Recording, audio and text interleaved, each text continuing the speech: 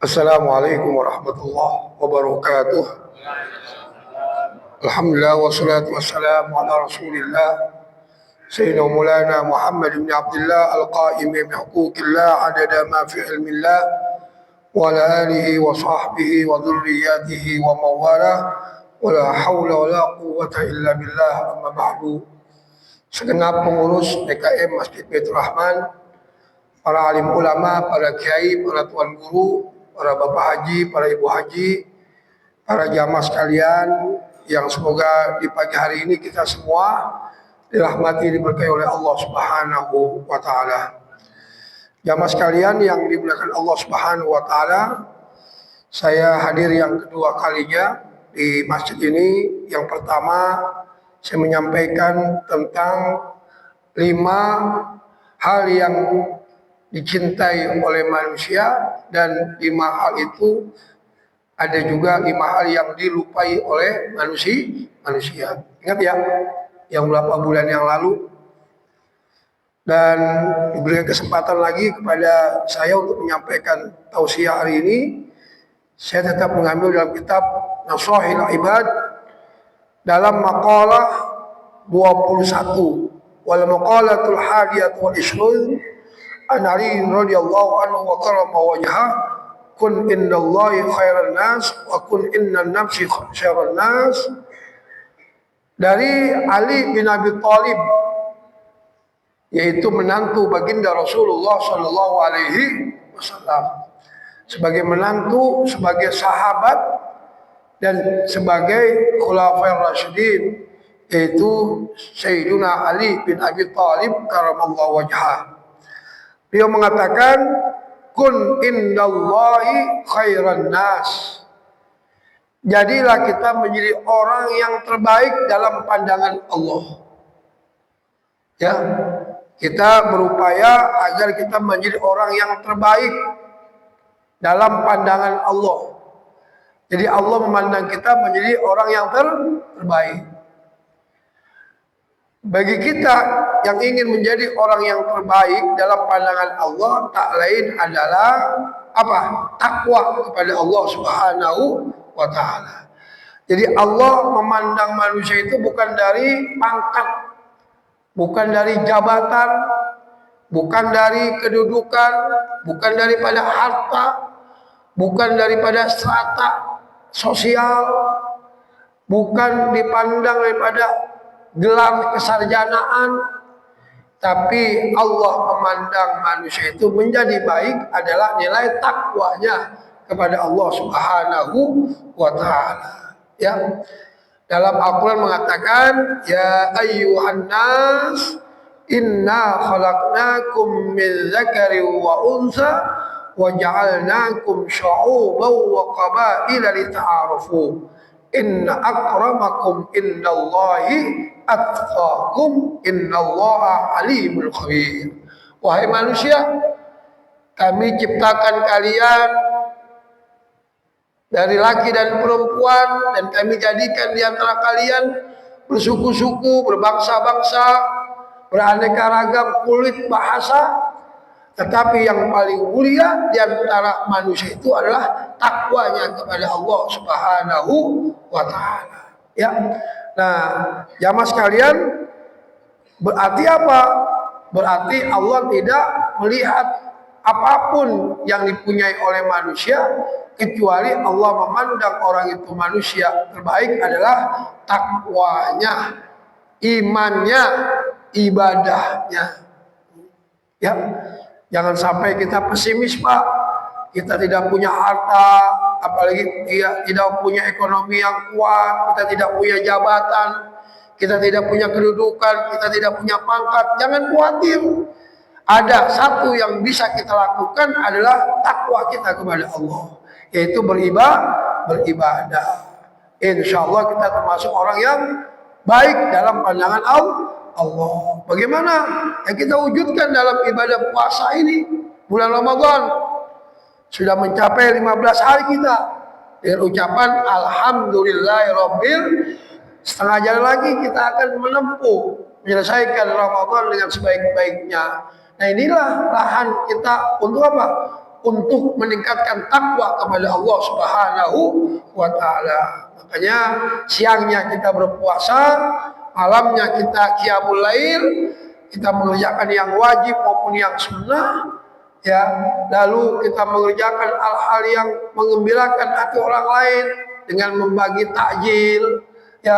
Semua itu adalah untuk kita mendapatkan pandangan Allah, ya, cinta Allah kepada kita sekalian. Makanya ibu-ibu, bapak, nggak usah mikirin lebaran dah, ya. Kalau bocah mikirin lebaran dengan baju baru, dengan celana baru, kita udah tua-tua begini, nggak usah mikirin lebaran. Yang penting udah punya baju 2 setel aja udah, kan gitu. Ibu-ibu udah punya mukena baru aja udah, betul nggak? Itu kan yang kata ungkapan laisal id liman labisal jadid walakin al id taqwallah yazid. Tidaklah Idul Fitri itu dengan pakaian yang bagus, tetapi Idul Fitri itu dengan takwa kepada Allah semakin bertambah. Makanya target daripada orang yang berpuasa, ya ayyuhalladzina amanu kutiba alaikumusiyam kama kutiba alal ladzina min qablikum la'allakum tattaqun. Ya, jadi pesan Sayyidina Ali yang pertama, jadilah kita menjadi orang yang terbaik. Apa yang terbaik di pandangan Allah? Takwa kita kepada Allah Subhanahu wa Ta'ala, ya. Jadi orang kaya yang bertakwa, Allah suka. Orang miskin bertakwa, Allah lebih suka, kan begitu. Betul nggak? Iya. Orang kaya dermawan, Allah suka. Tapi orang miskin dermawan, Allah lebih suka. Betul nggak? Orang-orang kaya, dan kelihatan orang-orang kaya semua ini tampang-tampangnya, betul nggak? Dermawan, ya, ya Allah suka. Kenapa? Duitnya banyak, betul. Dia gesek kartu ATM keluar duit, orang kaya, betul nggak? Orang miskin dermawan, Allah lebih suka. Orang miskin gesek kartu BPJS keluar duit, keluar. Tapi dia pengen dermawan juga, itu ingin menggapai takwa kepada Allah Subhanahu wa Ta'ala. Makanya orang yang kaya dia beribadah, Allah suka. Tapi orang miskin dia beribadah, Allah lebih suka. Tapi orang miskin paling banyak penghuninya dalam surga. Orang kaya penghuninya paling banyak dalam api neraka. Kenapa? Si kaya diperiksanya lama, betul nggak? Kalau si miskin diperiksanya cepat. Kayak ibu, kayak bapak masuk ke minimarket bawa troli, banyak yang ibu ambil barang-barang ke troli, lama nggak dikasih? Lama nggak? Lama dikasih. Coba kalau ngambil Pepsi doang satu, dikasih cepat nggak bayarannya? Cepat. Jadi orang miskin yang takwa Allah lebih suka, ya Allah lebih tempatkan dalam surga. Si kaya pun takwa ditempatkan di dalam surga. Gitu. Jadi yang pertama, mari kita tanamkan nilai takwa ibadah kita kepada Allah. Mumpung di bulan Ramadan ini kita manfaatkan kesempatan sebaik-baiknya, ya Pak ya. Karena kita belum tentu menyelesaikan Ramadan tahun ini. Jangankan Ramadan tahun yang akan datang, 15 hari lagi belum tentu Pak. Saya yang memberikan tausiah nih, sekarang jam 5 lewat 17 menit. Belum tentu saya zuhur masih ada umur saya. Belum tentu nanti sore saya masih ada. Belum Pak. Ya, betul nggak? Betul nggak Pak? Ya, Bu, betul nggak Bu? Saya yang isi tausiah, belum tentu zuhur nanti saya masih hidup. Saya maghrib belum tentu hidup. Ustadz Mahil belum tentu. Ustadz Said juga belum tentu. Betul nggak? Yang muda-muda gini belum tentu. Apalagi yang udah tua-tua begitu. Iya, betul nggak? Iya, makanya jadilah kita menjadi orang yang bertakwa kepada Allah Subhanahu. Lalu yang kedua kata Sayyidina Ali, wa kun indan nafsi syarran nas. Yang kedua kata Sayyidina Ali, jadilah kita orang yang terhina dalam pandangan diri kita sendiri. Jadi kita menilai diri kita tuh orang yang hina dalam pandangan kita sendiri. Artinya kita tidak menonjolkan daripada kehebatan kita di depan manusia. Kita anggap diri kita itu yang hina. Kita ngeliat diri kita itu yang dalam keadaan hina, dalam keadaan tidak terpandang nilai diri kita. Ya, nih. Wadzalika kama qala Sayyidina Syekh Abdul Qadir Al-Jilani qaddasallahu sirrah idza laqita hadan minan nas ra'aitul fadla 'alaika. Nih Pak, kalau kita menganggap diri kita hina, dalam diri kita itu tidak punya apa-apa, begini Pak, kata Syekh Abdul Qadir Al-Jilani, Sultan Aulia, apabila kamu bertemu seorang dari orang yang kamu temui, ra'aitul fadla lau 'alaika, ra'aita, engkau katakan dia lebih baik daripada aku. Jadi kalau kita ketemu sama siapapun, katakan dia lebih baik daripada aku. Paham? Lalu apalagi apabila ketemu dengan fa'in kana saghiran qulta hadza lam ya'sillah wa laqad asaitu. Kalau ketemu orang, katakan orang itu lebih baik daripada saya. Tuh, biar kita ini tidak sombong. Apabila ketemu sama bocah kecil, katakan bocah itu lebih baik daripada aku. Kenapa? Aku selalu berbuat dosa. Si kecil, anak kecil belum berbuat dosa. Jadi kalau kita ketemu sama anak kecil, Pak, katakan anak kecil itu lebih baik daripada saya. Kenapa? Karena dia belum banyak berbuat dosa. Tapi yang paling banyak dosa siapa? Kita yang sudah tua. Suatu hari Imam Abu Hanifah ketemu dengan bocah kecil dalam riwayat yang lain. Itu Imam Abu Hanifah, Imam Mujtahid Qut'ah. Ya, kan imam itu ada 4. Imam Abu Hanifah, Imam Malik, Imam Syafi'i, Imam Ahmad bin Hanbal. Tapi di Indonesia paling banyak Imam Syafi'i. Lalu apa yang terjadi? Imam Abu Hanifah ketemu anak kecil. Anak kecilnya pakai sendal bakyak. Tahu sendal bakyak? Sendal kayu. Di pundaknya itu bocah ditepuk sama Imam Abu Hanifah. Ditepuk begitu. Wahai bocah, wahai anak kecil, hati-hati kamu pakai sendal bakyak, sendal kayu. Kamu nanti tergelincir. Ya jatuh kamu, hati-hati dengan pakai sendal begini, takut licin, takut jatuh. Kata Imam Abu Hanifah. Itu bocah nengok.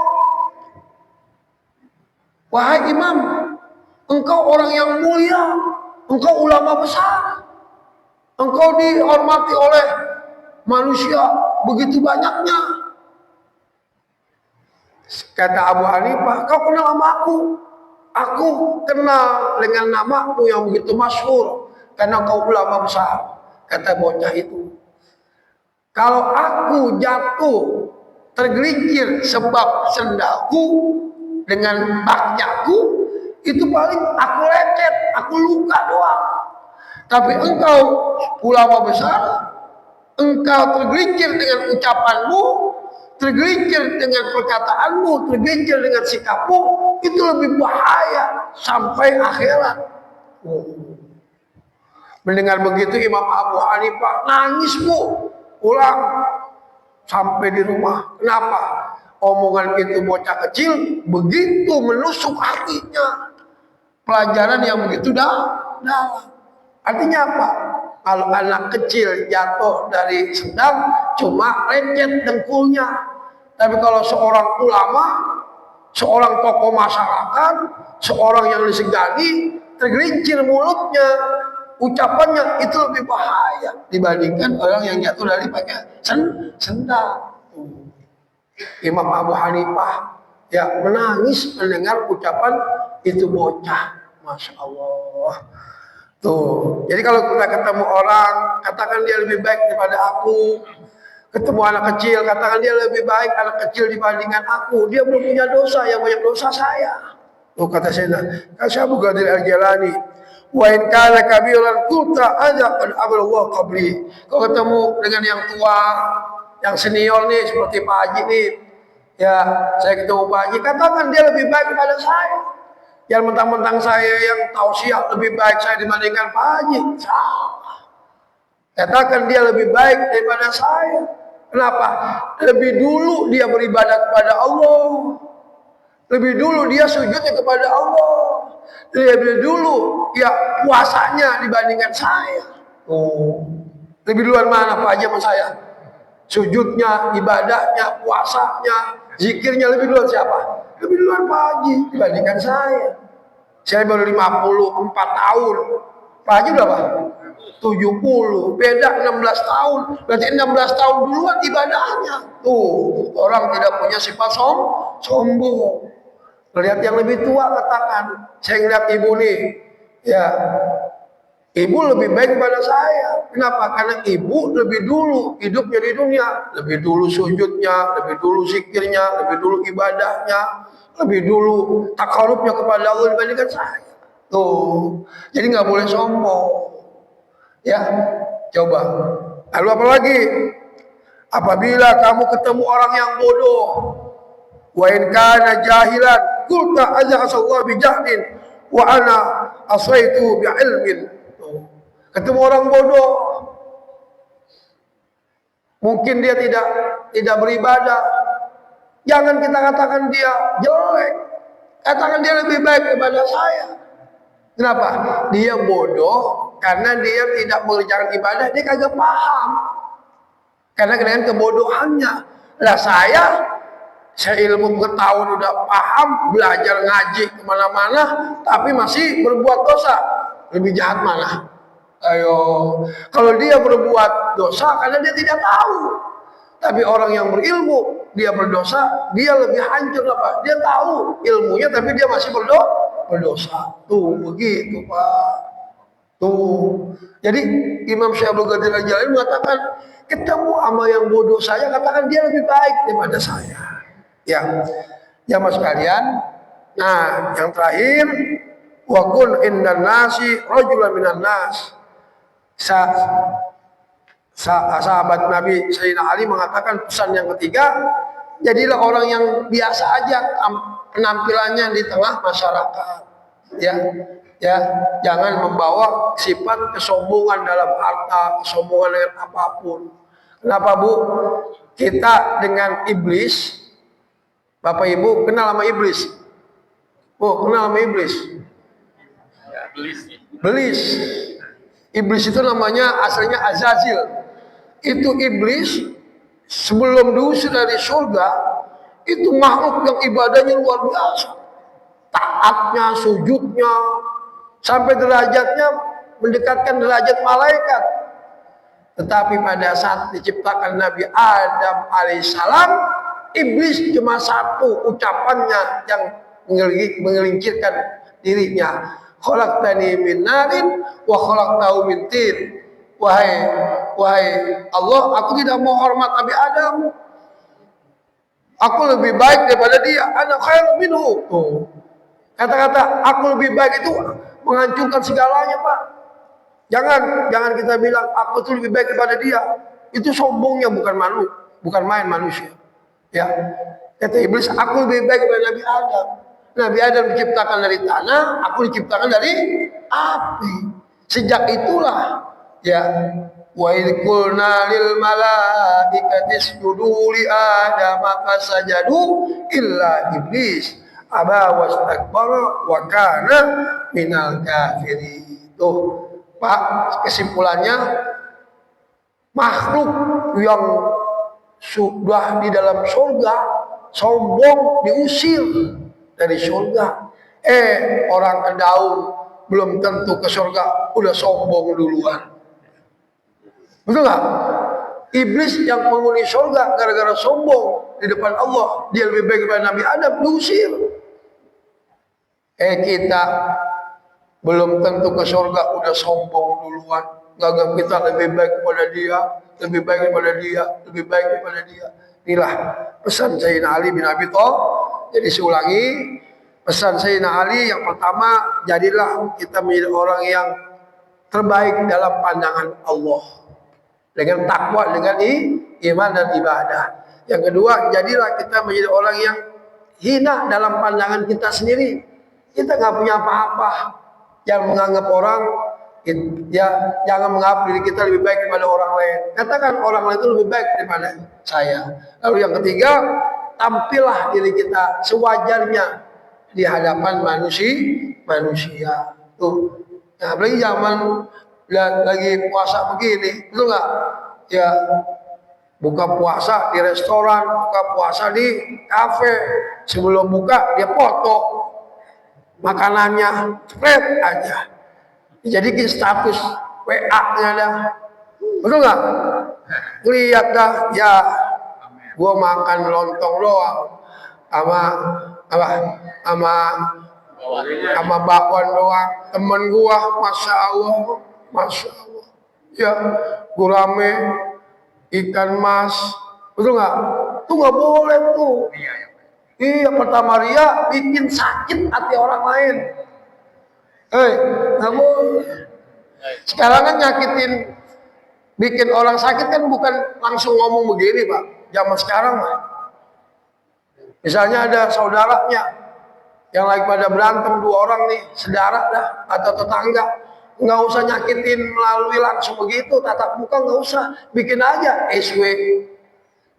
Ini emang sama saudaranya lagi kesel banget, datang tuh ke showroom mobil, foto tuh mobil yang di dealer, bikin status saya dengan suami ada di dealer Toyota. Itu saudara kita yang kesel lihat, ya ilah tuh gitu. Ya, walaupun itu lagi datang ke showroom doang, beli kagak, datang lagi pergi ke Pondok Indah, betul nggak? Kita foto pakaian-pakaian yang bagus, kita jadiin status sosial, status PA kita. Itu saudara yang lagi kesel ngeliat lagi, ya kemarin dari showroom sekarang di Pondok Indah, di depan pakaian-pakaian yang bagus, makin meriang. Di zaman sekarang begitu, Pak. Ya, ngeledekin orang nggak perlu dengan langsung, melalui aja status PA. Nah sekarang kan paling banyak ya makanan tuh. Iya, kita makan lontong doang sama tahu ya goreng. Teman kita pada buka di restoran enak banget. Ya, gurame. Ya, terus lagi. Ya, apa aja menunya. Aku lihat, masya Allah. Pengen doang. Ya, dosa nggak tuh? Dosa. Jadi tampil yang biasa aja, sewajarnya. Betul nggak? Tuh, ya Allah. Ya, jamaah sekalian, pernah satu ungkapan begini, Pak. Sayyidina Ali jadi khalifah, ya, yang keempat lagi bulan puasa. Sayyidina Ali duduk di bawah pohon sambil nunggu azan maghrib. Anaknya Hasan Husain lagi kumpul di rumahnya dengan anak-anak yatim dan orang-orang duafa. Datang seorang pengemis ke Sayyidina Ali. Sayyidina Ali punya 2 korma. Itu pengemis datang, wahai Bapak, saya bagi 1 dong kormanya untuk buka puasa. Kata Sayyidina Ali, dia nggak kenal sama Sayyidina Ali bin Abi Thalib, walaupun dia sebagai presiden, khalifah yang keempat. Nih dikasih 1 korma. Pas adzan Allahu Akbar, Allahu Akbar, itu pengemis makan kormanya keras.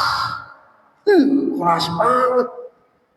Wahai Bapak, keras banget kormanya. Oh, kalau pengen kormanya enak tuh di rumahnya Hasan Husain. Sayyidina Hasan Husain. Ya, datang dia ke sono, rumah Hasan Husain. Hasan Husain lagi membagikan takjil. Pengemis datang ke rumah Hasan Husain. Wahai nak, bagi saya untuk buka puasa juga. Dikasih korma empuk. kurma enak. Habis selesai makan, itu pengemis ngomong sama si Hasan Husin. Dia nggak kenal itu Hasan Husin. Wahai nak, bagi saya kurma 2 aja. Yang tadi saya makan enak, empuk, mana gede kan gitu ya. Untuk siapa? Kan Bapak udah makan. Itu untuk orang yang lagi di bawah pohon. Karena dia kurmanya keras. Yang mana Pak? Itu kelihatan dari situ. Itu ayah saya. Itu ayah saya, yaitu Khalifah Sayyidina Ali bin Abi Thalib. Tuh, masya Allah. Itu pengemis gemeter. Masya Allah. Jadi Sayyidina Ali makan 2 kurma keras. Anak-anak Sayyidina Ali Hasan Husain lagi bagiin kurma bagus-bagus kepada kaum du'afa, orang-orang susah. Itu pengemis malah minta untuk dikasih ke Sayyidina. Kata Hasan Husain, itu ayah saya itu yang dibawa pohon. Emang dia pengennya makan makanan yang tersisa, yang udah berapa hari dia yang tidak dimakan oleh orang lain, yang makan. Jangan sampai mubazir. Ini mah kurma baru, lu mau kurma berapa hari baru dimakan. Ada presiden yang model begitu? Ada? Paham nggak? Masya Allah. Ya, nah itulah. Dah, selesai. Ada tanya, jawab, silakan. Bu, ini halal nggak? Halal. Sekarang haram. Setelah maghrib baru halal. Ini begini kalau isi tausiah bulan puasa, salat.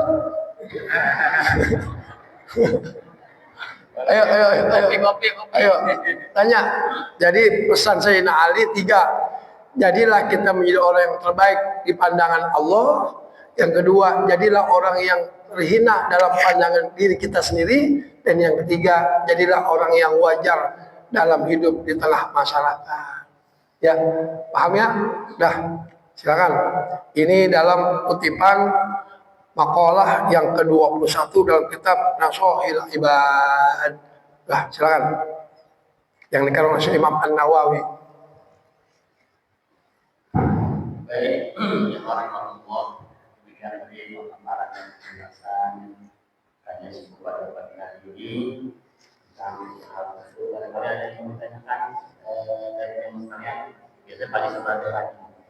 Oh benar, nggak salah. Silakan Pak Ji. Bismillahirrahmanirrahim.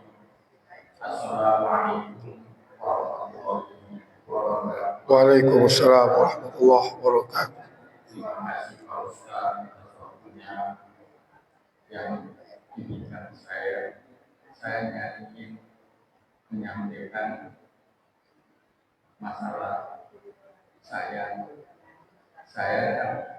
sedang sakit, artinya cuci darah. Kan seminggu 2 kali. Saya kan tidak bisa melaksanakan ibadah puasa pada saat melaksanakan cuci darah. Lantas kemarin hari Jumat saya menetapkan obat bagi yang melaksanakan ibadah puasa tidak penuh dengan 1 bulan, maka ibadahnya tidak diterima.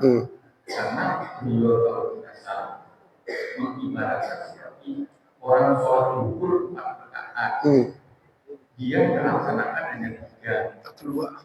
Seperti itu pendapat dari atau kemarin hari Jumat menyampaikan. Nah, sedangkan saya kan bisa puasa kalau 30 hari karena saya tidak akan, sehingga saya tidak bisa melaksanakan sehingga puasa saya katanya tidak bisa diterima. Nah, dengan hal seperti ini saya menjadi beban dan kira-kira seperti apa saya bisa menerima dengan baik. Terima kasih. Saya kira hanya ini Pak Ustaz yang bisa sampaikan. Wabillahi taufiq wal hidayah. Wassalamualaikum warahmatullahi wabarakatuh. Bapak Ibu, ini salah satu hal yang perlu saya sampaikan. yang namanya khotib Jumat itu ada rambu-rambunya, ada hal-hal yang tidak perlu dan tidak perlu disampaikan kepada jamaah Jumat. Pertama, tentang politik, jangan bicara khutbah itu dengan politik. Kedua, tentang hal-hal yang sifatnya khilafiyah, ya, tentang perbedaan pendapat. Terus ketiga, hal-hal yang membuat orang dalam keadaan jadi bertanya-tanya. Yang namanya khutbah Jumat itu udah aja tentang iman, tentang Islam, tentang akidah, udah. Ya, tentang masalah politik agak boleh. Tentang seperti ini kan jadi jamaah bertanya-tanya. Kok orang yang berpuasa tidak full, tidak diterima ibadah puasanya? Itu kan pertanyaan besar. Nggak boleh. Makanya khutbah Jumat itu khotib harus belajar. Tidak boleh sembarangan khutbah. Para khotib itu menyampaikan seenaknya di atas mimbar. Apalagi yang memberikan statement tentang ikhtilaf dalam hukum, ya, perbedaan pendapat dalam hukum, ataupun tentang politik, tentang ya menjatuhkan ya golongan ataupun suku dan sebagainya. Apalagi sampai bicara tentang hal yang timbul ketawa, itu nggak boleh. Jadi beda dengan ceramah biasa. Betul nggak? Coba mimbar begitu kan bingung Pak Hajinya. Kalau puasa 30 hari, nggak sampai 30 hari tidak diterima, kan bingung. Sedangkan Al-Quran mengatakan, wa man kana maridhan aw ala safarin fa iddatum min ayyamin ukhra wa 'alal ladzina yutiqunahu fidyatun ta'amu miskin faman tatawwa khairan fa huwa khairul lah wa an tasumu khairul lakum in kuntum ta'lamun. Makanya khatib itu jangan sembarangan menyampaikan ya hal-hal yang sifatnya ikhtilaf, atau apalagi timbul sesuatu yang membuat jamaah jadi bingung. Ya, apabila sakit ini adalah sakit yang direkomendasikan oleh dokter. Ya, sakit yang mengantarkan dia dalam keadaan lelah, capek, letih, ya, dalam keadaan tidak fit, dan kategori penyakitnya berat, maka dia boleh tidak berpuasa. Kenapa? Karena tidak berpuasa karena sakit. Maka walaupun dia sampai 5 kali, 6 hari dia tidak berpuasa, lebihnya dia puasa, insya Allah diterima ibadah puasanya, jangan khawatir. Betul nggak? Sekarang ada orang yang beribadahnya sebulan puasa, tapi mulutnya kagak dijaga. Betul nggak? Nyakitin orang, berbohong, berdusta, ghibah, lagi puasa. Itu yang bisa mengurangi nilai pahala puasa. Kan begitu Pak. Perempuan yang haid 7 hari, kan berarti nggak full. Nggak 30 hari, nenek haid. Astagfirullahaladzim. Betul nggak? Betul nggak? Ya kan ada perempuan yang haid, perempuan yang menyusui, perempuan yang baru melahirkan, yang pikun, betul nggak? Yang dalam keadaan sakit, yang dikatakan oleh dokter harus tidak puasa. Maka walaupun dia tidak full, sisanya dia puasa, insya Allah diterima ibadah puasanya oleh Allah Subhanahu wa Ta'ala. Begitu Pak, jangan khawatir. Ya, jangan punya prasangka yang buruk kepada Allah. Ya, insya Allah. Iya, ada sebab. Setiap sebab yang udzur syar'i dibenarkan, kecuali tidak ada udzur syar'i. Ya, sakit, kata dokter sakitnya nggak apa-apa ini, tidak berkaitan dengan darah, tidak berkaitan dengan perut, sakit panu misalnya, ya, lo kan sakit panu dia lagi puasa, betul nggak? Saya tahun kemarin nggak puasa 5 hari Pak, karena nyesek, sakit saya sampai pakai oksigen. Kata dokter, Pak Ustadz jangan puasa, ini bicara tentang napas, kalau jangan main-main sama napas berhenti. Kagak ada saya sekarang Baitur Rahman. Begitu Pak. Jadi ya, yuridullahu bikumul yusra wa la yuridu bikumul usra. Allah memberikan kemudahan bagi kita. La yukallifullahu nafsan illa usraha, laha ma kasabat wa 'alaiha ma kasabat. Jadi waktu lagi nyuci darah, ya udah nggak apa-apa, kesananya kita puasa begitu. Iya, itu kan khatib bilang begitu, yang tidak full tidak sah lah, yang jamaah yang dengerin ya gua cuma kagak diterima. Itu namanya khatib PA. Bener Pak, makanya khatib itu nggak sembarangan, nggak sembarangan Pak. Betul nggak? Nggak boleh. Orang yang khotib bisa ceramah umum, tapi orang ceramah umum belum tentu bisa khotib. Betul nggak? Tangan begini aja nggak boleh khotib. Makruh. Paham tentang khilafiyah, tentang politik, tentang menghina seorang ataupun golongan, tentang hal yang sifatnya membuat orang gaduh, nggak boleh. Ada rambu-rambunya yang dijaga dalam menyampaikan khutbah. Ya, paham ya? Berarti Kiai menyambung pertanyaan Bapak Haji Sudarjo. Apabila beliau meninggalkan puasa tersebut, berarti kan harus ada penggantian pengkorban. Karena di 2 hari dia juga tidak mampu mengkorban penggantinya, berarti dia berhenti. Kan waman kana maridun aw ala safarin fa iddatum min ayyam ukhra, maka gantilah setelah Ramadan dengan apa? Dengan membayar qadha puasanya. Jadi 30 hari. Sekarang dalam setahun 11 bulan. Berarti ada sekitar 330 hari. Banyak nggak tuh? 330 hari dalam setahun. Itu yang kita gunakan untuk membayar qadha puasa kita di waktu kita sehat. Tapi kalau sepanjang waktu udah dalam keadaan sakitnya, tidak dalam keadaan bisa diharapkan untuk sehat, maka ada alternatif yang kedua, yaitu bayar fidyah. Kalau udah tidak ada sehat sama sekali dah, betul nggak? Ya, jadi pada saat dia sehat dia boleh dia bayar qadha. Tapi kalau udah sepanjang waktu setahun dia nggak sembuh-sembuh, berarti dibayar fidyah. Paham?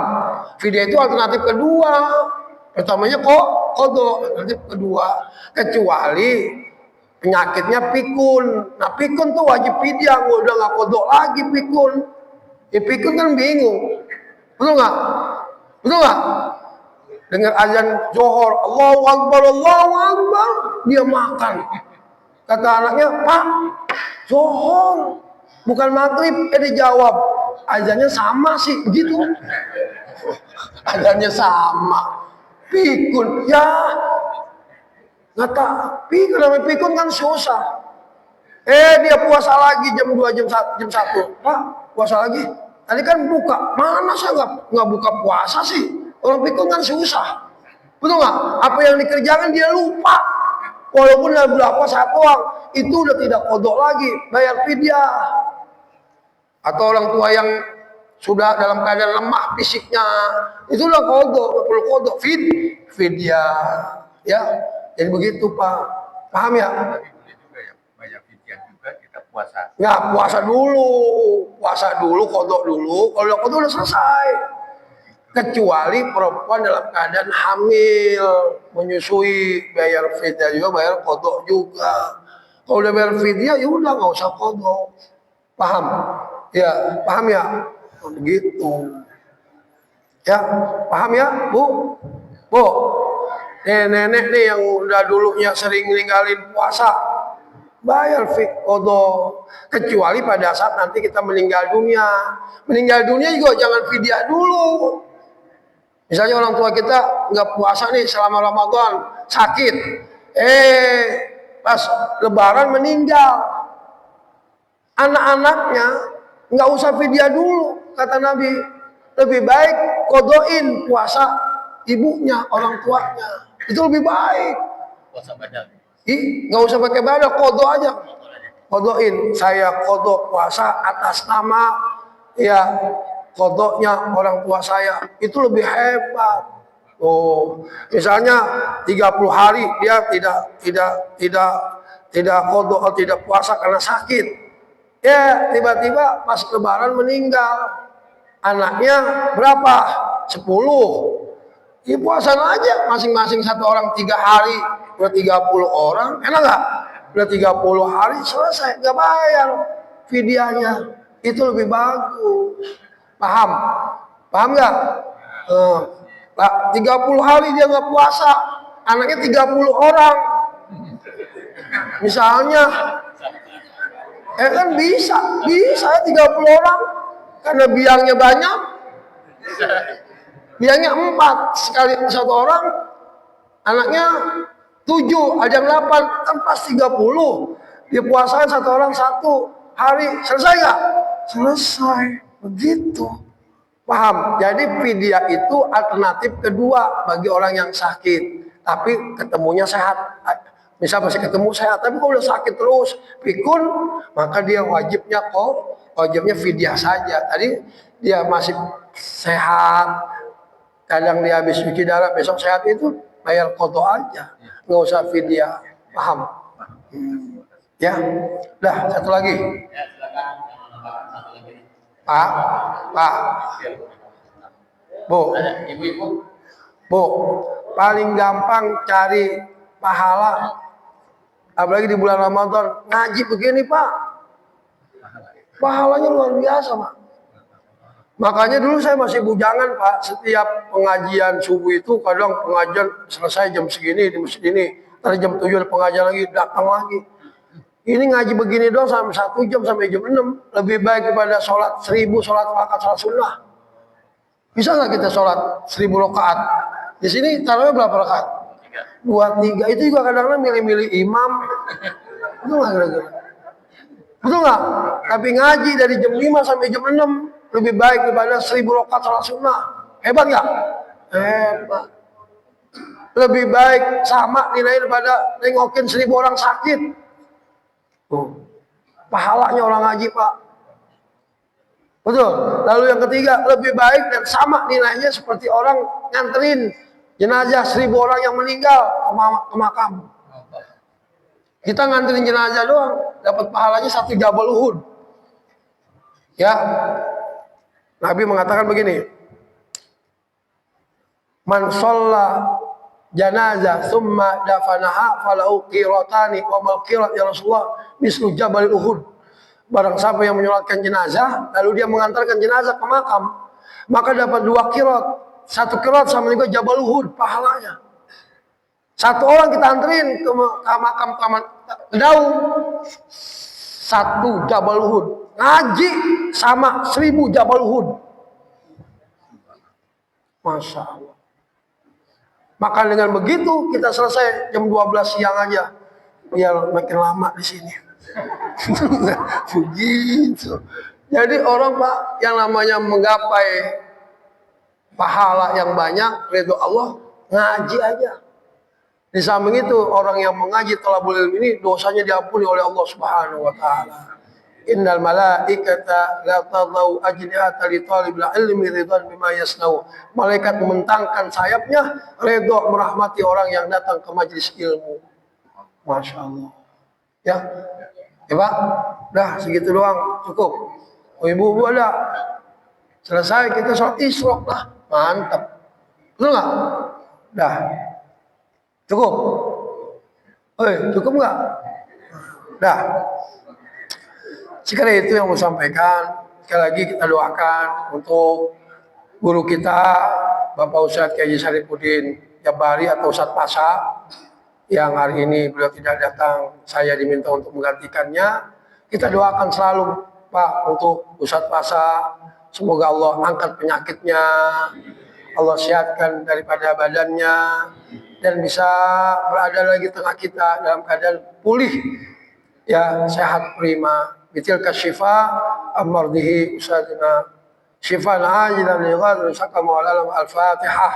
Alhamdulillah Alhamdulillah Rabbil Alamin Ar-Rahman Ar-Rahim Maliki Yawmiddin Iyyaka na'budu wa iyyaka nasta'in Shiratal mustaqim Shiratal ladzina an'amta 'alaihim ghairil maghdubi 'alaihim waladdallin. Amin. Ya, makasih atas perhatiannya. Mudah-mudahan semua kita dipanjangkan umur kita, disehatkan badan kita, dikuatkan iman dan takwa kita, Allah baguskan akhlak kita, dan Allah berikan kekuatan kepada kita untuk dapat menyelesaikan Ramadan dengan sebaik-baiknya. اللهم صل على سيدنا محمد وعلى آل سيدنا محمد. اللهم يا فارق الفرقان ومنزل القرآن الحكمة والبيان، بارك اللهم لنا في شهر رمضان، بارك اللهم لنا في شهر رمضان، بارك اللهم لنا في شهر رمضان. وعد علينا سنين بعد سنين وأعوام بعد أعوام، زائد لا منتكس راضين غير ساخطين، مجتمعين لا متفرقين، مقبول لا مترودين. اللهم إنا نسألك رضاك والجنة ونعوذ بك من سخطك والنار. اللهم إنك عفو كريم تحب العفو فاعف عنا يا كريم. ربنا آتنا في الدنيا حسنة وفي الآخرة حسنة وقنا عذاب النار. وصلى الله على سيدنا محمد وعلى آله وصحبه وسلم والحمد لله رب العالمين. Kurang lebihnya mohon maaf. Assalamualaikum warahmatullahi wabarakatuh.